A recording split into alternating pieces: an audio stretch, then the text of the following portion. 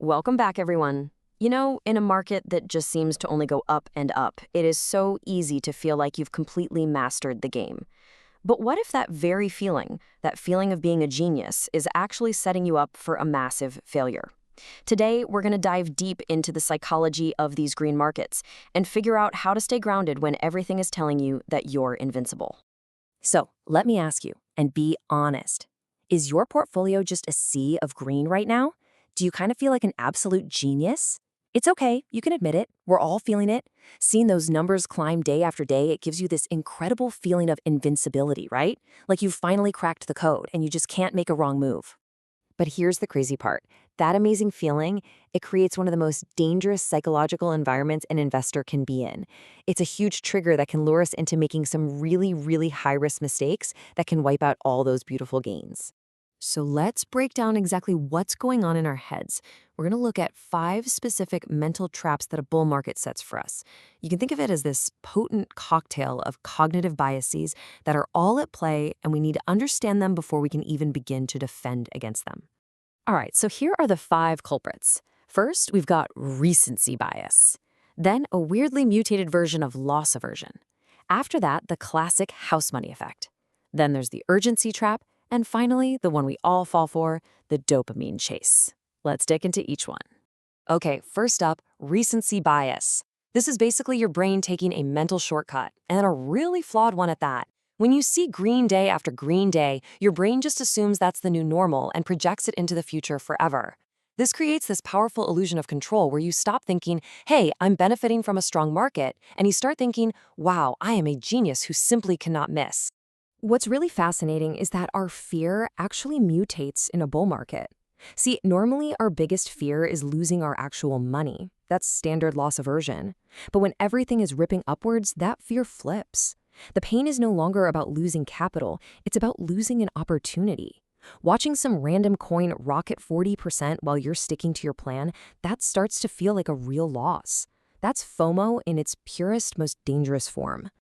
And then we have the house money effect. This is a classic mental accounting trick. We draw a line in our minds between our original investment and our profits, and we start thinking of those profits as house money. Because it feels like free money, our willingness to take insane risks with it just skyrockets. We're happy to gamble it on some wild speculative play because, hey, if we lose it, we're just back to where we started, right? Wrong. That's a dangerous illusion. It's all your money. Now, this one is super subtle but really powerful.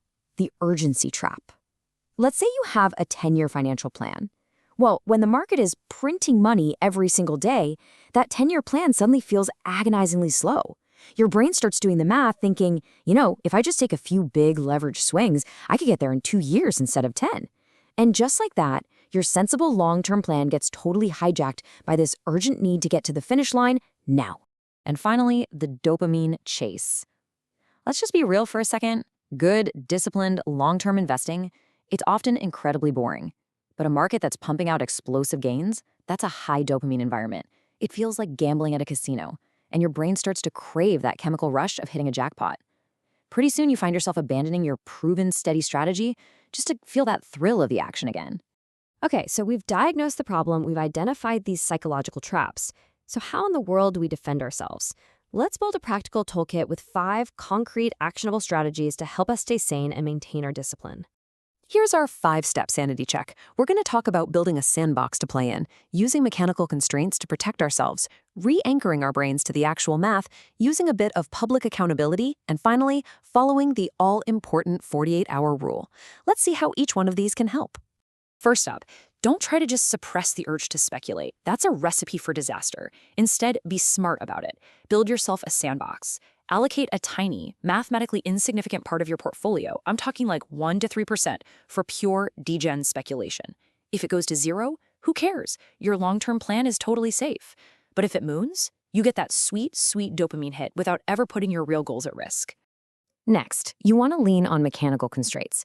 When you commit to a rules-based strategy like the wheel or systematic rebalancing, your capital is busy, it's actively working for you, and that becomes your best defense. If your cash isn't just sitting there idle, it literally isn't available to be thrown at some random impulsive FOMO buy that you'll regret later.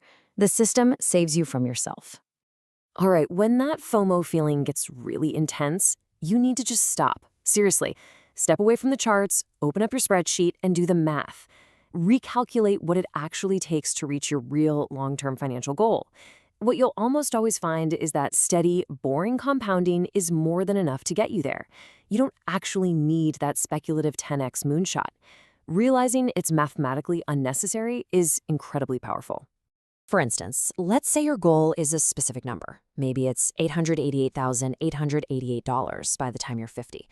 Seeing that number, your actual target, and running the numbers on a realistic, achievable path to get there, that is the perfect antidote to the chaotic lure of a wild gamble. It grounds you back in your own reality, not someone else's hype.